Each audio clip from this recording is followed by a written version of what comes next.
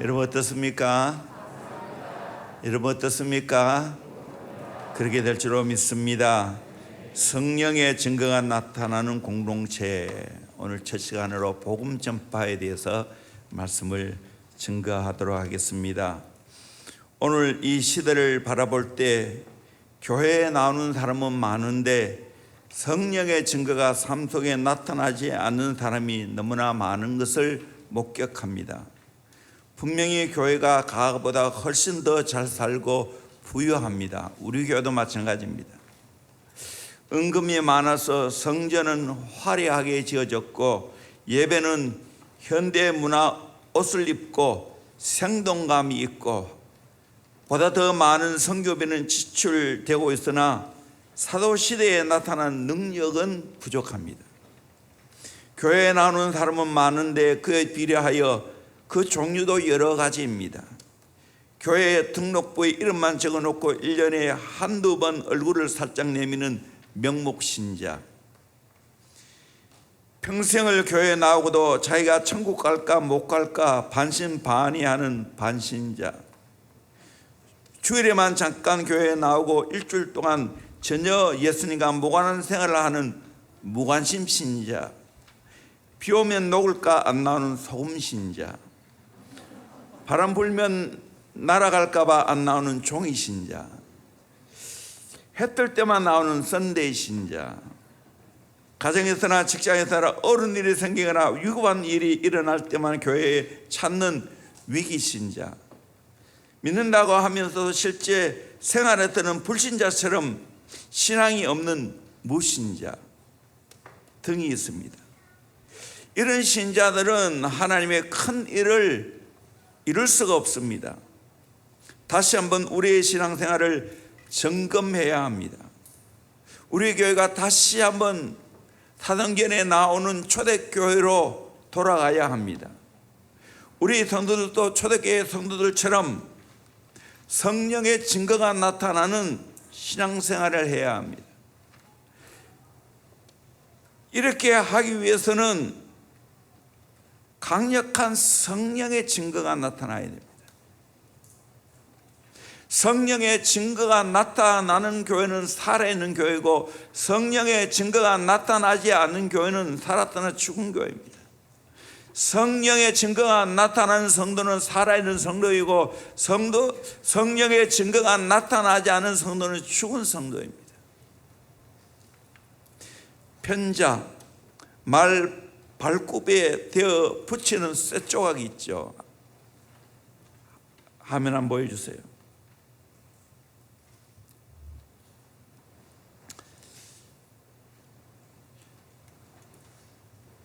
편자, 소통이 잘 안 되네요. 어느 날 편자를 만드는 명장이 제자에게 편자 하나를 맡기며 한동안 자리를 비우게 되었습니다. 이것을 본으로 삼아 100개의 편자를 만들어 놓으라고 부탁하고 갔습니다. 제자는 밤낮을 가리지 않고 땀 흘려 편자를 만들었습니다. 몇 달 후에 돌아온 스승은 제자가 들고 있는 편자를 보고 의아해했습니다. 제자의 손에는 자신이 명령했던 전혀 다른 편자 100개가 들려져 있었습니다. 왜 이런 결과가 나왔을까요?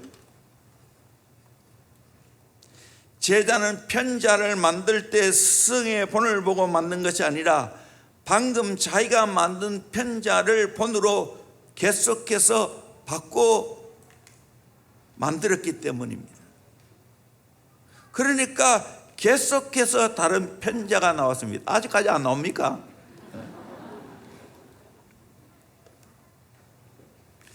원형을 본으로 삼지 않았기 때문입니다. 우리의 신앙생활과 교회는 원형인 초대교회로 돌아가야 합니다. 말씀이 가르치는 대로 살아야 됩니다. 성경에 입각한 세계관을 가져야 합니다. 사람의 세계관이 이렇게 중요합니다. 오랫동안 사람들은 성장하면서 자기의 나름의 세계관을 가지고 있습니다. 교회를 보는 눈도 나름의 세계관으로 교회를 봅니다. 신앙생활 하는 것도 나름의 세계관을 가지고 신앙생활하고, 나름의 세계관을 가지고 인생을 살아갑니다.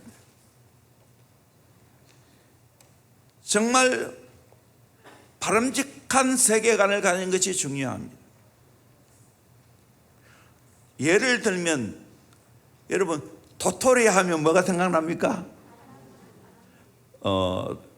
두 가지가 나와서 도토리묵, 저는 도토리묵이 생각납니다. 근데 우리 어린아이들은 뭐가 생각날까요? 다람쥐. 다람쥐의 먹이가 도토리니까. 그러기에 성경적인 바른 세계관을 어렸을 때부터 심어줘야 됩니다. 내가 바른 세계관, 가치관, 인생관을 가지고 있느냐는 어떻게 점검해 볼 수 있는가? 성경을 통해서 점검해 볼 수 있습니다. 그래서 끊임없이 성경을 통하여 나의 가치관을 교정하고 성경적인 가치관, 원형, 본질의 가치관으로 생각의 틀이 바뀌어져야 됩니다. 사도행전 4장을 통하여 성령의 증거가 나타나는 것을 목격하게 됩니다. 그래서 우리 교회는 사도행전에 나타나는 이 교회와 같이 성령의 증거가 나타나야 합니다.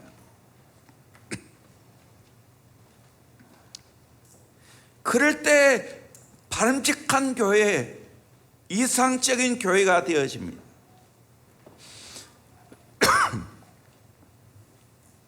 앞서 밑에 작은 교회 있을 때 제가 설교한 내용인 것 같습니다. 20년 또 넘었죠. 이런 설교를 했습니다.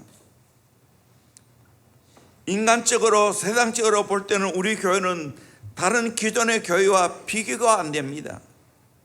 예배당이 큽니까? 교회 위치가 좋습니까? 성도 수가 많습니까? 목회자가 유능합니까? 성도들이 가진 것이 있습니까? 물질도 명예도 권력도 정말 너무나 보잘것없습니다.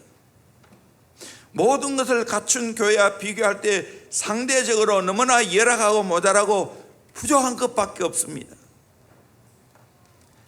그러나 주님 안에는 낙심할 필요가 없습니다. 얼마든지 소망이 있습니다.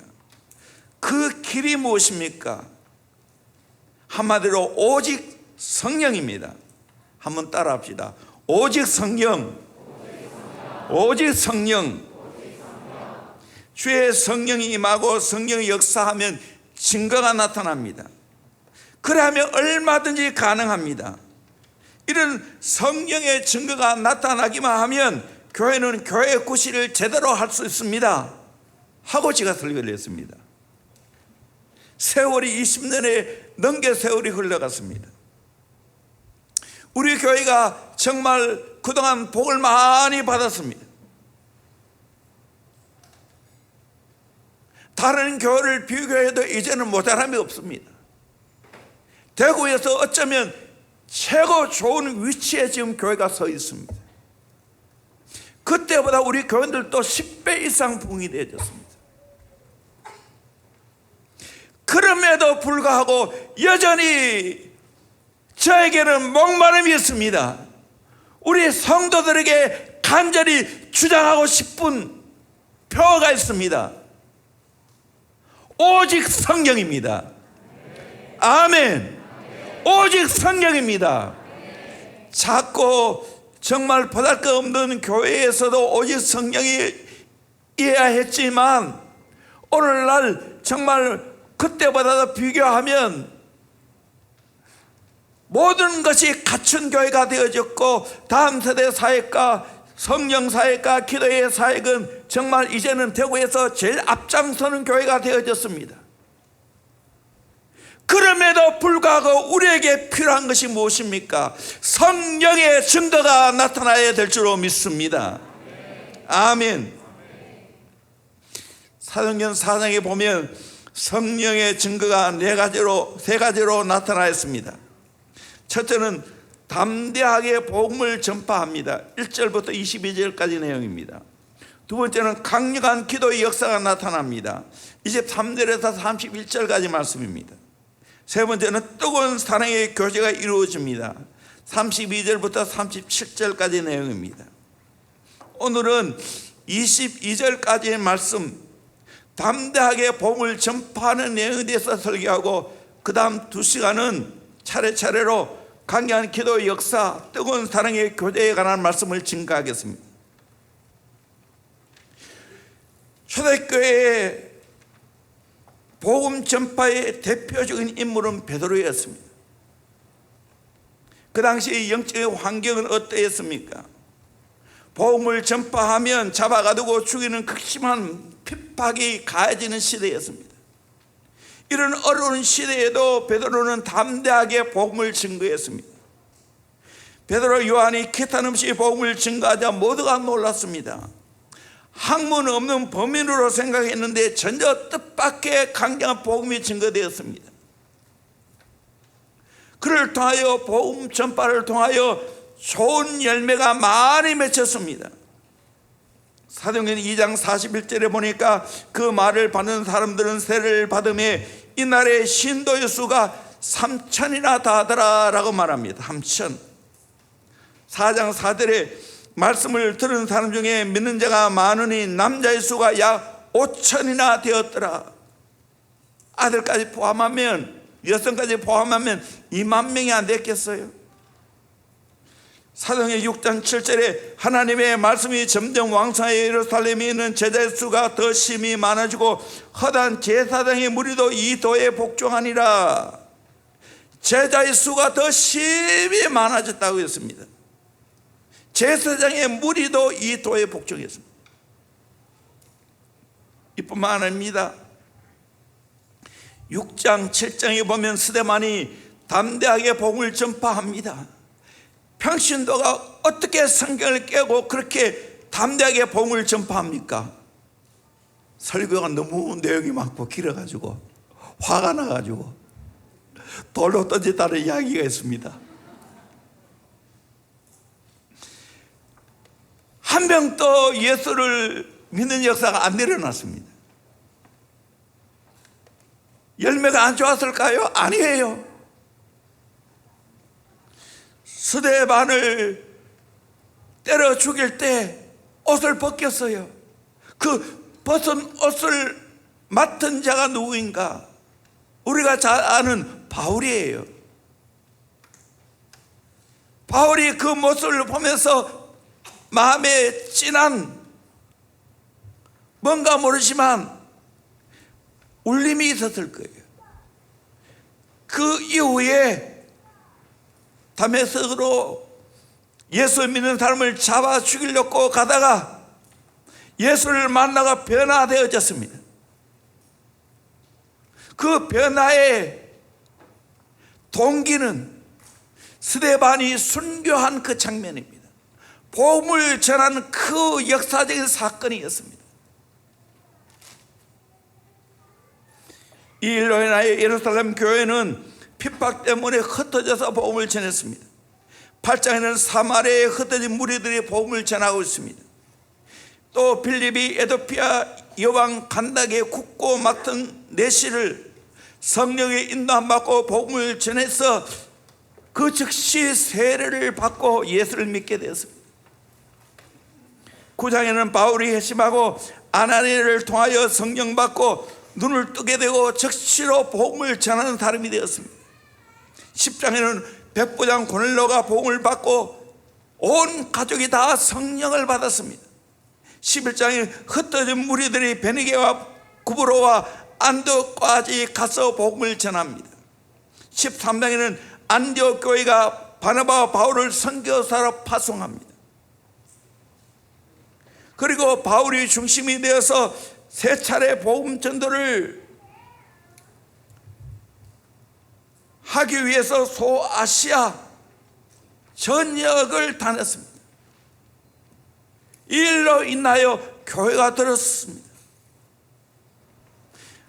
바울이 나중에는 제수 아닌 제수의 몸이 되었지만 열심히 복음을 전합니다. 천부장 앞에서, 공회 앞에서, 벨리스 앞에서, 베수도 앞에서, 아그리빠 왕 앞에서, 또 아드라 무테노 배 안에서, 멜리데 섬에서, 로마에 가서 복음을 증거합니다. 술 취했다는 소리를 들으면서, 연병쟁이라는 소리를 들으면서, 미쳤다는 소리를 들으면서 열심히 복음을 전했습니다. 왜 이렇게 바울과 베드로가 강력하게 복음을 전했습니까? 왜 초대교회에는 강력한 성령의 증거가 나타났습니까? 그들은 복음을 경험했습니다. 복음이 무엇입니까? 첫 번째로 예수님만이 유일한 구원자이고 모퉁이 돌이 된다는 겁니다. 베드로는 예수님을 통하여 구원이 있다는 것을 너무나 확실히 알고 체험했습니다. 우리가 읽었던 내용의 말씀이 있죠. 다시 한번 8절부터 12절까지 말씀을 한 번 더 읽어보도록 하겠습니다. 시작.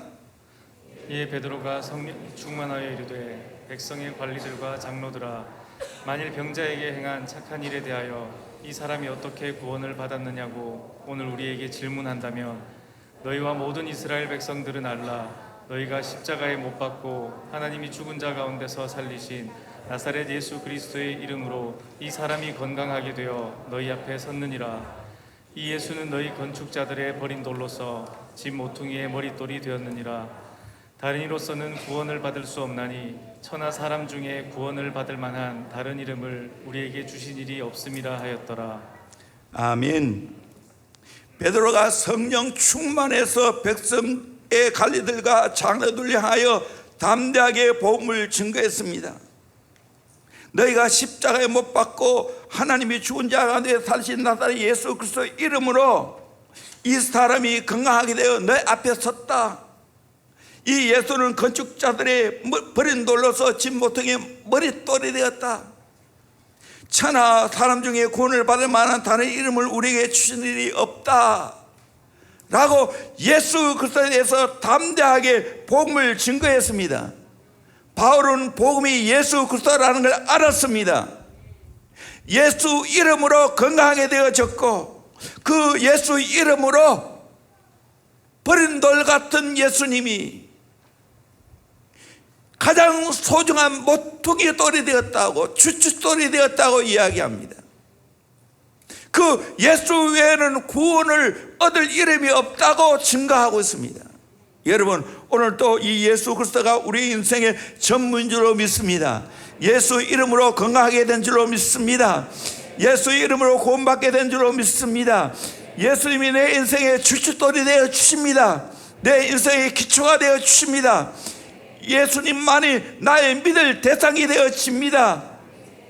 이 사실을 우리는 전해야 됩니다. 경험해야 됩니다. 흔히 기독교를 가르쳐 독선적인 교리의 종교라고 말합니다. 예수 외에는 구원이 없다고 말하니까요. 구원의 길 여러 가지 아닌가 말하게 돼. 심지어 기독교 신학자도 그 말을 합니다. 그런 소리는 인간적으로 볼 때는 당연하지만 틀렸어요. 이것이 사실인데 진리인데 어떻게 합니까? 예를 들어 봅니다. 미국의 콜로라도주에 큰 산불이 일어난 적이 있습니다. 그때 그 산을 오르던 등산객들은 얼마나 당황했겠습니까? 불은 산너리로부터 일어나기 시작해서 서서히 정상하여 타올라오고 있습니다. 산 위에 대부분에 있던 등산객들은 점점 다가오는 불길에 어찌할 바를 몰랐습니다. 또 산 위에 많은 집들이 있었는데 거기에 살고 있는 주민들도 불길을 바라보면서 이리 뛰고 저리 뛰면서 당황해했습니다. 이때 하늘에 빨간 밧줄 하나가 내려뜨린 헬리콥터 한 대가 나타났습니다. 헬리콥터를 타고 있던 병사는 지동되면서 사기를 찾는 등산객들과 산 위에 있는 주민들을 향하여 이렇게 소리칩니다. 여러분, 살 길은 하나밖에 없습니다. 헬리콥터 이 빨간 줄을 바라보고 따라오세요. 계곡을 향하여 흘러내리고 있는 작은 냇물을 가리키면서 이 길로 오셔야 살 수가 있습니다 라고 말했습니다. 이게 복음입니다. 빨간 줄을 통해서 그 길을 찾아가야 불 가운데서 구원을 받을 수가 있습니다. 이것을 독설이라고 말하면 되겠습니까? 오늘 우리가 진짜 구원받는 것은 예수 외에는 없는 줄로 믿습니다. 요한복음 14장 6절에도 예수께서 이르시되 내가 곧 길이요 진리요 생명이니 나로 말미암지 않고는 아버지께로 올 자가 없느니라. The way, the truth, the life. 예수님만이 유일한 길이 되시고 예수님만이 유일한 진리가 되시고 예수님만이 유일한 생명이 되신다는 겁니다. 여러분, 이 예수님을 통해서 내가 구원받는 것을 확신하시길 바랍니다. 예수님을 통해서 건강해진다는 걸 확신하고 경험하길 바랍니다. 예수님만이 내 인생의 주주도 되십니다. 이걸 여러분이 경험하기를 주의 이름으로 축원합니다. 이걸 내가 경험하고 나면 이 사실을 모르는 자에게 복음을 전하게 되어 있습니다. 예수님을 전하게 되어 있습니다. 말하지 않고는 견딜 수가 없습니다. 이런 이야기 있습니다. 세 명의 소년이 밤에 산에 올라가서 3시간 동안 아무 말도 하지 않고 침묵하기로 결정을 내렸습니다. 맘 먹고 침묵하고 있었는데 순간 바람이 불어서 촛불을 꺼뜨렸습니다. 그때 한 손이 자기도 모르게 불이 꺼졌어. 한 손이 너 말했어. 마지막 손이 나는 말 안 했어.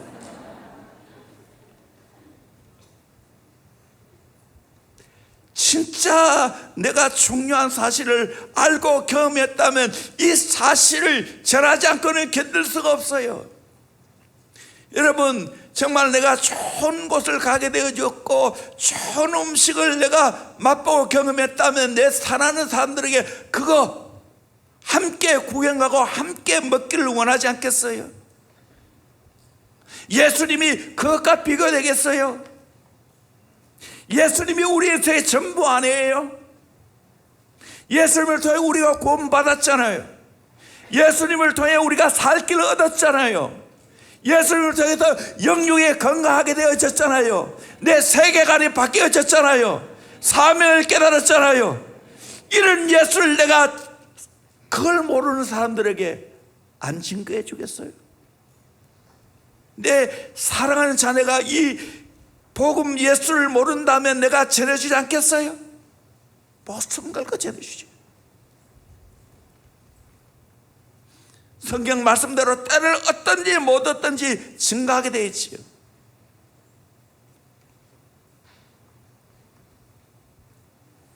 사랑하는 성도님들, 정말 예수님이 우리에게 최고의 기쁜 소식 복음이라는 걸 여러분이 온몸으로 경험하기를 주의 이름으로 축원합니다. 그러면 말하게 됩니다. 어려운 거 하나도 아니에요. 두 번째로 성령 충만하여 용기 있게 전합니다. 4장 8절에 이에 베드로가 성령이 충만하여 이르되 백성의 관리들과 장로들아 하면서 복음을 증거했습니다. 성령이 충만해서 복음을 증거했습니다. 전도가 왜 부담스럽습니까? 마음속에 성령의 불을 경험하지 못했기 때문입니다. 예수님을 진짜 안 믿고 있기 때문입니다. 예수님을 경험하지 못했기 때문입니다. 그 당시 많은 관원들과 장로들이 서기관들이 예수의 복음을 전하지 못하게 위협하고 경계하고 전하지 못하도록 막아섰습니다. 그러나 베드로와 요한이 하는 말이 하나님 앞에서 너희 말 듣는 것이 하나님 말씀 듣는 것보다 옳은가 판단하나 우리가 보고 들은 것을 말하지 아니할 수 없다 하면서 성령 충만하여 담대히 복음을 전했습니다. 용기 있게 전했습니다. 용기의 근원을 살펴보면 여러 가지 동기에서 생겨납니다. 첫째는 무시할 때 용기가 있습니다. 무시하면 용감하다 하지 않습니까? 그런데 이런 용기는 만용할 때가 참 많습니다. 두 번째, 본성에서 나오는 용기가 있습니다. 성격적으로 타고난 용기 있는 자가 있습니다. 그러나 이런 사람도 결정적인 순간에는 한계가 있습니다. 지식에서 나오는 용기가 있습니다. 바르게 알면 용기 있게 말하고 행동하지요. 그러나 지식이란 완전하지 않습니다. 구멍나지 않은 이론이 없고 반론이 없는 이론이 없기 때문에 오늘 잠깐 이 이론에 동의했다가 내리면 다시 의심하게 됩니다. 네 번째, 믿음에 근거한 용기가 있습니다.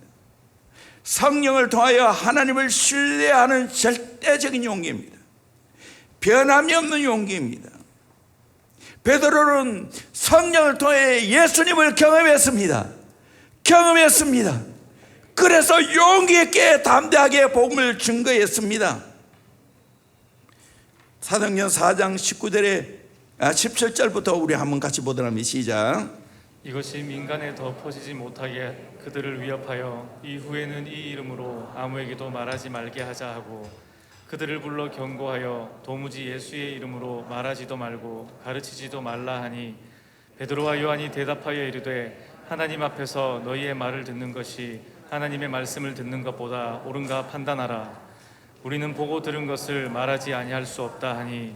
아멘. 말려도 안 되었어요. 우리가 보고 들은 것을 말하지 아니할 수 없다라고 말했습니다. 복음을 바로 깨닫고 경험하고 나면 그 사실을 용기 있게 전하게 됩니다. 사도행전 1장 8절 우리 잘 알죠. 오직 성령 너에게 임하시면 너희가 권능을 받고 예루살렘과 온 유대와 사마리아 땅끝까지 이르러 내 증인이 되리라 하시니라. 성령이 임하면 권능을 받습니다. 권능이라는 이 말은 파워, 두나미스를 말합니다. 창조하신 능력, 천능과 번개를 바르는 힘을 말합니다. 이 두나미스라는 이 말은 1메가스라는 말인데 1메가스는 100만 톤의 다이나마이트입니다. 이 권능이 100만 톤의 다이나마이트 같은 능력이 있다는 거예요. 히로시마의 원자 폭탄이 떨어지는데 겨우 2만 톤입니다. 그런데 히로시마를 쑥대밭으로 만들었어요. 100만 톤의 다이나마이트니까 얼마나 강력하겠습니까? 다이나마이트가 바위를 뚫고 산을 깎고 오늘의 문명을 만들어 공헌했습니다. 그러나 복음은 더 강력합니다. 복음은 큰 포탄입니다. 이 포탄을 사용하는데 두 가지 방법이 있습니다. 그 포탄을 그냥 손으로 집어 던지는 겁니다. 포탄은 쇠 덩어리이기 때문에 집어 던진 것이라도 맞으면 죽습니다. 정통으로 맞으면 죽고 도망치다가 빗 맞으면 타박상을 당합니다. 그러면 우리 이렇게 말합니다. 얼마나 대단한 능력인가. 정통으로 맞으면 사망이요 빗 맞아도 타박상이라니. 근데 여러분, 복음의 폭탄은 던져주는 게 아닙니다. 복음의 폭탄은 성령의 불로 장착되어야 될 줄로 믿습니다. 그래서 쏴야 될 줄로 믿습니다. 핵폭탄이 한순간에 불 에너지가 폭발하는 거 아니겠습니까? 성령이 불이 붙는 가운데 복음이 장착되어지면 수많은 사람을 구원할 수 있고 수많은 사람을 변화시킬 수 있는 줄로 믿습니다. 아멘. 많은 성도들이 불 붙는 가슴으로 복음을 전하지 못하고 불덩이가 숯덩이가 되어서 복음을 전하니까 힘이 없는 겁니다. 오히려 복음 전하는 것이 부담으로 다가옵니다. 복음 전하는 것이 마치 돈 빌리러 가는 것처럼 힘이 듭니다. 근데 여러분, 성령의 권능을 받으면 담대하게 용기 있게 복음을 전하게 될 줄로 믿습니다. 아멘. 이것이 초대교회의 모습입니다. 용기 있게 복음을 전하니까 사람들이 그 복음을 전하는 사람이 아니 뭐라고 말했습니까? 사도행전 2장 13절에 보니까 또 어떤 이들은 조롱하여 이르되 그들이 쇠술에 취하였다 하더라. 24장 5절에 우리가 보니 이 사람은 전염병 같은 자라. 연병쟁이라는 거예요. 천하에 흩어진 유대인을 다 소유하게 하는 나사렛 이단의 우두머리니라. 사도행전 26장 28절에 보면 아그리빠가 바울에게 이르되 내가 적은 말로 나를 권하여 그리스도인이 되게 하려 하는도다. 바울이 뭐라고 말했습니까? 바울이 이르되 말이 적으나 많으나 당신뿐만 아니라 오늘 내 말을 듣는 모든 사람도 다 이렇게 결박된 것 외에는 나와 같이 되기를 하나님께 원하나이다 하면서 복음을 증거했습니다. 여러분, 내가 진짜 복음을 통해서 내가 변화를 경험하고 내가 구원의 확신이 있고 내 인생의 바른 비전과 목적을 가지고 산다면 이 복음을 전하지 않고는 견딜 수가 없는 줄로 믿습니다. 아멘. 그 은혜가 있을지어다. 예수 그리스도의 이 복음을 경험하게 될지어다. 아멘. 이걸 경험하면 전하지 않을 수 없어요. 막을 자가 없어요. 막을 자가 없어요. 우리 이렇게 복음 전해야 되는 거예요. 저도 돌이켜보니까 4대째 예수를 믿었지만 어린 시절은 복음이 내게는 너무 희미했어요. 영향력이 없었어요. 그러나 20살에 내가 은혜 받고 내가 깨닫고 정말 말씀이 읽혀지고 또 기도를 하게 되었으니까 이 복음이 내 안에 강력하게 역사하기 시작했어요. 사명을 깨달았어요. 그래서 내 인생 예수께 드리고 헌신하고 오늘까지 왔어요. 놀라운 사실은 이 복음의 놀라운 능력은 가면 갈수록 더 강력하게 나를 변화시켜 가고 있습니다. 인생 살맛나게 만들고 있습니다. 정말 건강하게 만들었습니다. 그러기에 대원교회는 이 복음의 강력한 역사로 말미암아 변화되는 수많은 사람들이 일어났지만 앞으로 더 일어나야 될 줄로 믿습니다. 아멘. 저는 가장 내게는 치명적인 소리는 뭐냐? 대원교회 복음이 없다는 소리예요. 이거 내가 미치겠어요. 아니, 교회에 복음이 없다니. 누구 잘못이에요? 또 나는 회개합니다. 그 소리 들으면. 하나님 아버지, 대원교회 강력한 복음이 증거되기를 원합니다. 그래서 여러분, 폭탄 맞으면 다 죽어요. 그러나 복음에 폭탄 맞으면 다 삽니다. 새롭게 되어집니다. 변화되어집니다. 살만 납니다. 사명 가지고 살게 되어집니다. 아멘. 이 은혜를 경험하기를 주의 이름으로 축원합니다. 아멘. 왜 기도합니까? 이 복음의 능력을 더 강력하게 경험하기 위해서. 세 번째로, 예수 이름으로 여러 가지 표적이 나타납니다. 우리 14절에서 16절까지 같이 읽어봅시다. 시작.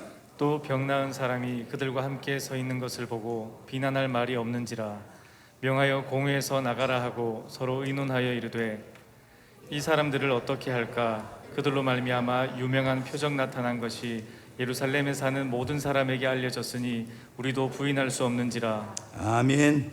여러분, 복음이 증거될 때 수많은 표적이 나타났어요. 아무도 부인을 못했어요. 4장 22절에 보니까 이 표적으로 병 나은 사람은 40여 세나 되었더라 라고 말하고 있어요. 복음이 증거되어지면 이런 놀란 표적이 일어나게 될 줄로 믿습니다. 아멘. 병이 낫게 되어지고 여러 가지 어려운 문제가 해결되어지고 더러운 귀신이 쫓겨나고 기도 응답의 역사가 일어날 줄로 믿습니다. 아멘. 이 놀라운 역사를 경험하기를 주의 이름으로 축원합니다. 아멘. 이거 안 나타나면 울어야 됩니다. 절박한 마음으로 기도해야 됩니다. 이것만이 살 길입니다. 우리 인생의 모든 문제를 해결하는 것은 복음을 경험하는 겁니다. 아멘. 할렐루야. 이걸 경험하면 나도 알고 남도 압니다.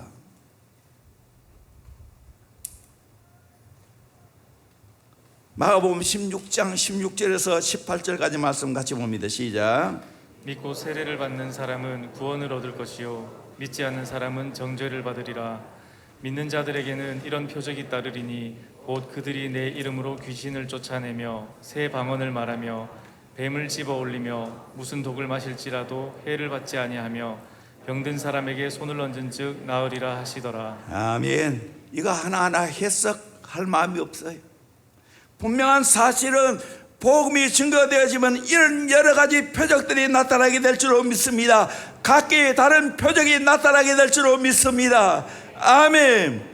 개인에게도 표적이 나타나고 가정에도 표적이 나타나고 교회도 표적이 나타나고 민족에도 표적이 나타나게 될 줄로 믿습니다. 미개한 우리나라에 선교사들이 복음을 증거해 주었기 때문에 오늘 이 나라가 잘 사는 민족이 되었습니다. 깨우쳐졌습니다. 복음의 능력 때문입니다. 그러기에 우리는 복음의 빚진 자입니다. 그러기에 이 복음을 깨닫고 경험하지 못한 자들에게 증거해 줘야 될 줄로 믿습니다. 그들도 나처럼 표적이 나타나야 될 줄로 믿습니다. 할렐루야. 예수님이 복음을 가르치는 역사, 복음을 증거하는 역사, 복음을 통해서 치유하는 역사를 일으켰죠. 프리칭, 티칭, 힐링. 약한 자를 강하게 만들었습니다. 병든 자를 고쳤습니다. 귀신 드는 자를 쫓겨냈습니다. 이 복음의 능력입니다. 여러분, 인생 가운데 이 복음의 능력을 경험하기를 주의 이름으로 축원합니다. 우리에게 진짜 필요한 건 뭡니까? 밥입니까? 아니요, 복음입니다.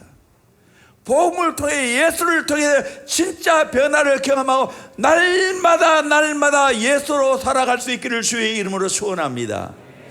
복음을 다른 말로 말하면 예수 그리스도입니다. 예수 잘 믿고 예수의 제자로 살아보십시오. 이 놀란 표적이 계속해서 일어나게 될 줄로 믿습니다. 이 은혜를 경험하기를 주의 이름으로 축원합니다. 이 표적을 경험하려면 예수의 제자의 삶을 살아야 돼요. 오늘 오후에 내가 말씀 전할 거예요. 우리 교회는 예수의 제자를 키우는 교회고 예수 제자 되는 교회예요. 예수의 제자가 되어 보십시오. 내 생에 예수님을 통해서 놀라운 표적들이 일어나게 될 줄로 믿습니다. 아멘. 경험할지어다. 아멘. 이거 경험 안 하면 말 안 할 수 없어요. 우리 교회가 복음을 통해서 예수 그리스도를 통해서 제자를 통해서 수없는 놀라운 축복을 경험했습니다. 다음 세대 어떻게 키우는가? 복음으로 키우는 거예요. 사람들의 어려운 문제를 어떻게 해결해 줍니까? 예수 그리스도 복음을 통해서 해결받게 될 줄로 믿습니다. 아멘. 이 표적이 나타날지어다. 아멘. 나도 알고 남도 아는 표적.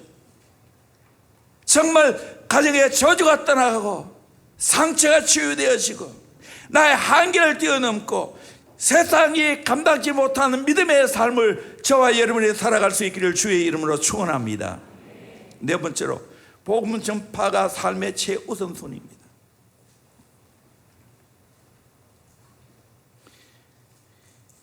19절에서 21절까지 다시 한 번 더 읽겠습니다. 시작.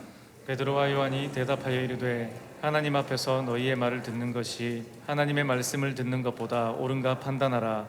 우리는 보고 들은 것을 말하지 아니할 수 없다 하니 관리들이 백성들 때문에 그들을 어떻게 처벌할지 방법을 찾지 못하고 다시 위협하여 놓아주었으니 이는 모든 사람이 그 된 일을 보고 하나님께 영광을 돌림이라.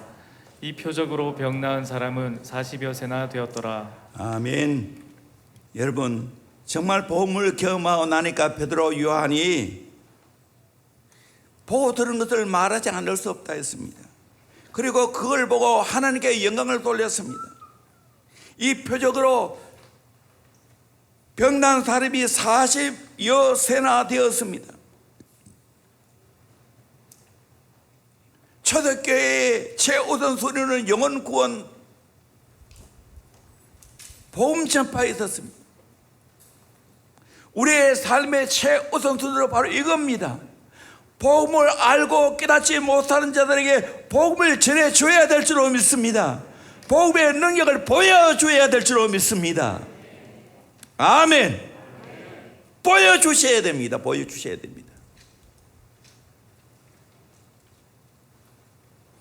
조항기 목사님의 장모님이신 최달치 목사님, 그의 삶의 표가 이것이었어요. 살면 전도, 죽으면 천국. 이 사람은 세상에 감당치 못한 사람이에요. 그렇게 사시다가 하나님 나라 갔어요. 조항기 목사님도 그렇게 사시다가 하나님 나라 가셨어요. 김성애 사모님도 그렇게 사시다가 하나님 나라 가셨어요. 최근은 목사님, 본 이름은 최봉석입니다. 그런데 얼마나 열심히 복음을 전하고 권능에 나타나는지 이름이 최권능으로 별명이 붙여졌습니다. 그분이 일평생 다니면서 한 이야기가 뭡니까? 예수, 천당, 불신, 지옥이었어요. 이 복음의 핵심이에요. 예수 믿으면 천당 가는 거예요. 예수 믿으면 오래내 내가 천국을 이루며 살 수 있는 겁니다. 그러나 예수 안 믿으면 지옥 갑니다.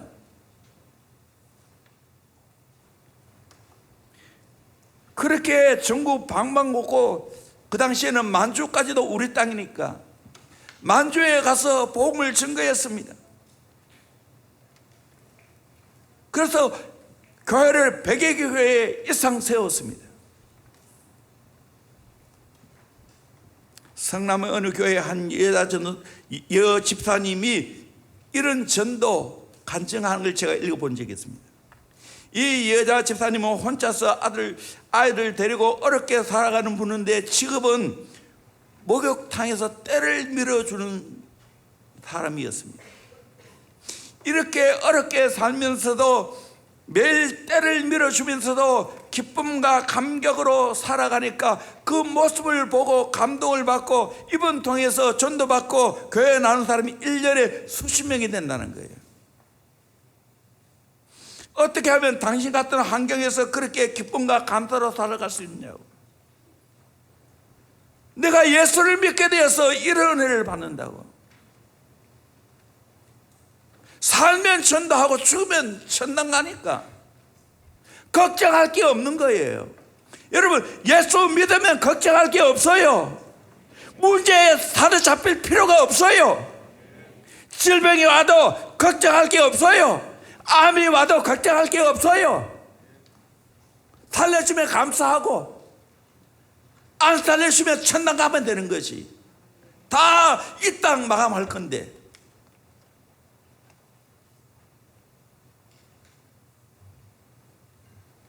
그 마음 가지고 살아가야 돼요. 그런 배포로 살아가야 돼요. 세상에 감당치 못할 삶을 살아가는 거예요. 결혼해도 감사하고 결혼 안 해도 감사한 거예요. 돈이 없어도 감사하고 돈이 있어도 감사한 거예요. 다 나는 예수 위에 살 거니까. 이 복음의 능력이에요. 이분이 40년 또 더 된 이야기인데, 그 당시 교회가 건축하는데 이 여자 지사님이 40년 전에 400만 원을 헌금했다는 거예요. 이분의 삶은 오로지 예수입니다. 오로지 은혜의 삶입니다. 여러분, 예수가 있는데 뭐가 더 필요해요? 예수가 있는데 뭐가 더 필요해요? 이게 복음이에요. 예수가 전부지. 내 모든 걸 팔아 예수 사는 거지. 그게 복음이에요. 자칫 잘못하면 세상 사람들 비교하고 가진 자 비교하다 보면 복음의 능력을 잃어버립니다. 복음이 내게 너무 희미합니다. 복음이 내 삶에 영향력을 주지 않습니다. 우리 조심해야 돼요. 해남에서 목회를 하신 분이 쓴 글을 읽어본 적이 있어요. 그가 처음 타지로부터 설교 요청을 받고 기쁜 마음으로 열심히 설교를 준비해서 자전거를 타고 그 교회로 가게 되었어요. 먼 길이라서 잠깐 쉬는 동안 꿩을 보고 잡아야 되겠다 생각하고 열심히 꿩을 쫓아 따라다녔습니다. 이러면 내가 안 되지. 다시 원자리에 왔는데 자전거가 없어졌어요. 그래서 설교하러 못 갔다는 거예요. 꿩 쫓아가다가 오늘 우리 인생 세상 것 쫓아가다가 본질을 잃어버릴 수 있어요. 사명을 잃어버릴 수 있어요.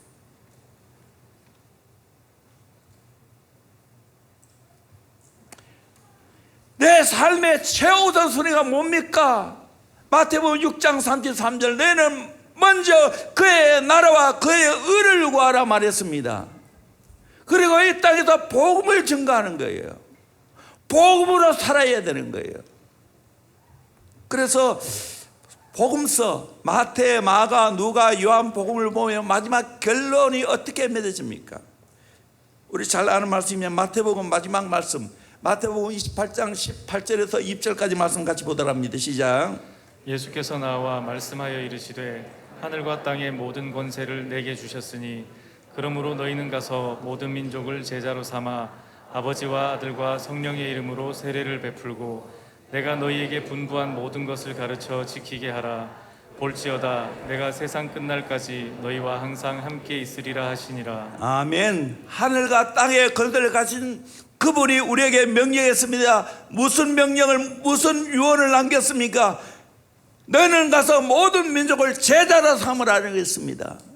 제자 삼기 위해 삼위 하나님 이름으로 세례를 베풀어야 되고 또 하나님이 예수님이 내게 분부한 모든 걸 가르쳐 지키게 해야 됩니다. 그렇게 할 때 하늘과 땅에 거듭가신 예수님이 나와 함께 하신다고 했어요.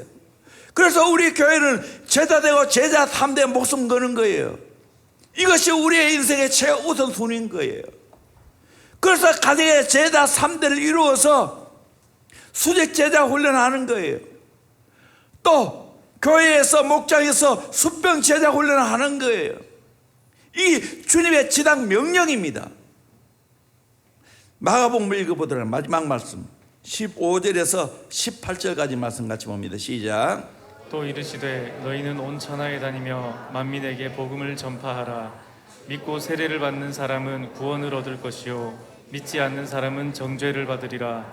믿는 자들에게는 이런 표적이 따르리니 곧 그들이 내 이름으로 귀신을 쫓아내며 새 방언을 말하며 뱀을 집어올리며 무슨 독을 마실지라도 해를 받지 아니하며 병든 사람에게 손을 얹은 즉 나으리라 하시더라. 아멘. 여러분 정말 너희는 온 천하에 다니며 만민에게 복음을 전파하라. 그렇게 결론을 맺습니다. 복음을 전파하면 여러 가지 표적이 따라 다닌다고 말하고 있어요. 오늘 또 우리가 복음을 전파하면 여러 가지 표적이 나타나게 될 줄로 믿습니다. 복음을 받아들이면 수없는 표적이 나타나게 될 줄로 믿습니다. 누가복음 24장 결론의 말씀 봅시다. 46절부터 보면 시작. 또 이르시되 이같이 그리스도가 고난을 받고 제3일에 죽은 자 가운데서 살아날 것과 또 그의 이름으로 죄 사함을 받게 하는 회개가 예루살렘에서 시작하여 모든 족속에게 전파될 것이 기록되었으니 너희는 이 모든 일의 증인이라. 볼지어다 내가 내 아버지께서 약속하신 것을 너희에게 보내리니 너희는 위로부터 능력으로 입혀질 때까지 이 성에 머물라 하시니라. 아멘. 여러분 예수님이 고난받고 십자가에 죽으시고 3일 만에 부활하신 그 사실을 증거해냅니다. 그 예수를 믿게 되면 제사함 받습니다. 그 회개가 예루살렘에서 시작해서 모든 족속에게 전파될 것을 이미 기록해 놓았습니다. 그리고 제자들을 하여 뭐라고 말했습니까? 너는 이 모든 일의 증인이라. 우리는 예수님의 십자가에 죽으신가 부활의 증인인 줄로 믿습니다. 이 증인의 사명을 감당하기 위해서 뭐 해야 됩니까? 49절을 보니까 약속한 거 보내주니까 기다리라 말하고 있어요. 예루살렘 성에 머물라 해서요. 그래서 예루살렘 성에 머물러 함께 합심하여 오로지 기도할 때 성령 받고 그들은 예수의 증인이 되어졌습니다. 여러분, 이게 마지막 결론이에요. 요한복음 21장 마지막 결론 전장에 나와 있어요. 뭡니까? 실패한 베드로를 불러서 떡을 먹이고 고기를 구워주시면서 너 날 사랑하느냐? 내 어린 양을 치라. 한 번 더 물어, 너 날 사랑하느냐? 내 양을 치라. 너 날 사랑하느냐? 내 양을 먹이라. 정말 예수 사랑하는 마음으로 양을 먹이고 치는 이 귀한 사명을 감당해야 되는 거예요. 제자 타는 사기예요. 양육하고 훈련하는 거예요. 이게 주님의 지당 명령이에요. 이것이 우리 인생의 최우선 순위인 줄로 믿습니다. 아멘. 여러분, 내가 먹고 사는 경제활동이 우선이 아니에요. 가정에서 자녀를 예수 제자로 삼는 게 우선이에요. 땅끝까지 온 세계 복음을 전파하고 예수 제자 삼는 것이 교회의 사명이고 우리 성도의 사명인 줄로 믿습니다. 그것 때문에 내가 이 땅에 사는 겁니다. 이 사명 가지고 살아가는 저와 여러분 되기를 주의 이름으로 축원합니다. 아멘. 복음이 우리 인생의 전부입니다. 이 복음을 여러분이 깨닫고 경험하기를 주의 이름으로 축원합니다. 이걸 경험하면 전하지 않을 수가 없어요. 아무리 힘이 들어도 영혼 사익해요. 양을 먹이고 치는 사명을 감당합니다. 우리 대원교회가 다음 세대 사역을 이렇게 할 수 있는 것도 바로 제자를 키웠기 때문이에요. 이것이 우리 교회의 지당 명령을 준행함으로 말미암아 얻어진 축복이에요. 저는 확실히 믿습니다. 앞으로 대원교회 다음 세대 많이 붙여주실 줄로 믿습니다. 아멘. 교사가 필요해요. 준비되고 훈련된 교사가 필요해요. 젊은이 여러분들 탐내서요, 목숨 걸고 키울 거예요. 여러분도 잘 훈련받아야 돼요. 그리고 세계 땅끝까지 선교 사명을 감당해야 됩니다. 통일 한국 시대를 바라보고 정말 이 사명을 감당해야 됩니다. 복음이 단순히 전파하고 끝나는 게 아니에요. 한 영혼을 끝까지 책임지는 게 복음 전파예요. 아멘. 깨닫기를 주의 이름으로 축원합니다. 아멘. 자고대처럼 알 낳고 그냥 다른 데 도망가는 게 아니에요. 전도도 끝까지 양육하고 끝까지 예수의 제자를 키워내는 거예요. 그게 얼마나 힘드는데요. 여러분 가정에 여러분 자녀 하나 키우기 얼마나 힘들어요. 교회에서 다음 세대 키우는 게 얼마나 힘든 작업인지 아십니까? 사명이기 때문에 일하는 거예요. 목장에도 마찬가지예요. 예수 제자를 만드는 것이 정말로 힘들고 어려운 일이에요. 사람이 잘 안 바뀌어요. 바뀌는 것은 결국에는 성령을 경험하고 예수를 만날 때, 사명을 제대로 깨달을 때 변화될 줄로 믿습니다. 앞으로 우리 대원교회가 이것이 본질이고 이것이 우리가 최우선적으로 해야 된다는 것을 깨닫고 이 사명에 함께 동력할 수 있는 저와 여러분 되기를 주의 이름으로 축원합니다. 찬양합니다. 많은 사람들 참된 진리를 모르는 자